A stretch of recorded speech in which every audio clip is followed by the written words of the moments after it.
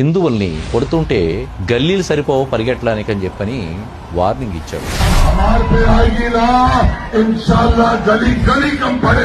మొహమ్మద్ మజీద్ Hussain municipal election సంబంధించి మహారాష్ట్రలో ఉండే వాషిమ్ అనే ఏరియాలో కాంట్రవర్షియల్ స్పీచ్ చేశాడు. హిందువులను పరిగెట్టించి కొడతావా నువ్వు? హిందువులంతా లోకుగా ఉన్నారనుకుంటున్నావా? శివాజీ చరిత్ర ఎప్పుడన్నా విన్నావా? ఝాన్సీ లక్ష్మీబాయి చరిత్ర విన్నావా? అలాంటి వాళ్ళందరూ ఇప్పుడు సమాజంలో ఉన్నారు, మాలో కూడా ఉన్నారు. భారత రాజ్యాంగ వ్యవస్థను గౌరవిస్తున్నాం, అందు గురించి మేము తలవంచుకుని ఉన్నాం. ఏదో కెనడాలో జరిగినట్టు గానీ, జర్మనీలో జరిగినట్టు, ఇంగ్లాండ్ లో జరిగినట్టు ఈ దేశాన్ని ఆక్రమించుకోవడానికి ప్రయత్నం చేస్తే దేశద్రోహులందరూ చనిపోతారు. నువ్వు దేశద్రోహివి.